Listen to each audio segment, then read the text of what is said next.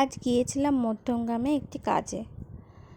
তো এই রোদের মধ্যে কোথাও বেরোনোর কোনো ইচ্ছা থাকে না। প্রচণ্ড গরম পড়ে গেছে কলকাতায়।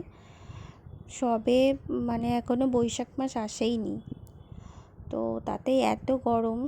এই বছর কি হবে জানি না, প্রচুর গরম পড়ে গেছে। আর দেখছো রোদ কীরকম,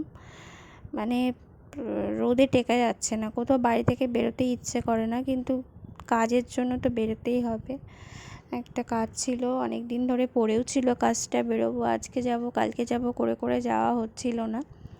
তো সেই জন্য আজকে কিছু করার নেই, সব কাজ ফেলে রাখার একটি লিমিট থাকে। তো যাই হোক, কাজটা করে নিতে হবে বলে এই রোদের মধ্যেই বেরিয়ে পড়লাম,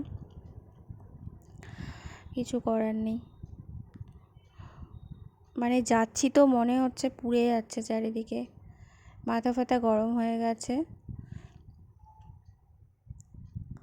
একটুও বৃষ্টি হচ্ছে না এখন কলকাতায়, বৃষ্টি হবে হবে করছে কিন্তু হচ্ছে না। তো যাই হোক, কাজটা শেষ করে নিলাম, মধ্যমগ্রামে যে কাজটা ছিল শেষ করে নিলাম। তো মধ্যমগ্রামে যখন এসেছি, তো হাজব্যান্ডকে বললাম যে চলো একটু স্টার মলটা ঘুরে আসি, আমি কখনো আসিনি এখানে। তো কাজে ছোটোখাটো কাজে কোনো আসলে এমনি কাজ করেই চলে গেছি। তো আজকে একটু স্টার মলে যাচ্ছি, আমি এই ফার্স্ট টাইম এলাম। এই গেট নাম্বার 2 দিয়ে হচ্ছে ওদের গাড়ি পার্কিংয়ের জায়গা। তো আমরা প্রথমে গাড়ি পার্কিংয়ের জন্য আমরা স্কুটি নিয়ে গিয়েছিলাম, স্কুটিটা পার্কিং করার জন্য গেট নাম্বার 2 দিয়ে ঢুকছি।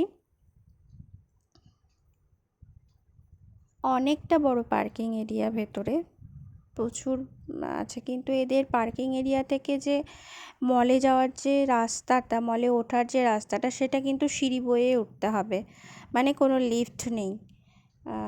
একটু অদ্ভুত লাগলো ব্যাপারটা। ভাবলাম একটু টুকিটাকি কিছু কিনবো, তাই মলটা ঘুরে দেখছিলাম।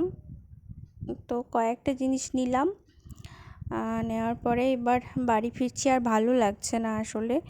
আর সকালে খুব একটা বেশি রান্না করতেও পারিনি আজকে, কোনো রকমে আর কি তাড়াহুড়ো করে বেরোবো বলে অল্প কিছু রান্না করেছি, আর সেরকম কিছু খাওয়াও হয়নি।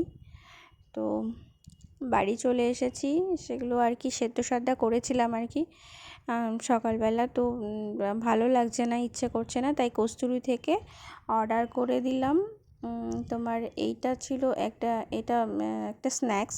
এটা হচ্ছে তোমার লেমন চিকেন ছিল, বেশ ভালো খেতে ছিল, কিন্তু একটু ঠান্ডা হয়ে গিয়েছিল আসতে। যাই হোক, খেতে বেশ ভালো ছিল। তার সঙ্গে অনেকটা মেয়োনিজ দিয়েছিল, এমনি মেয়োনিজ খেতে আমার ভীষণ ভালো লাগে।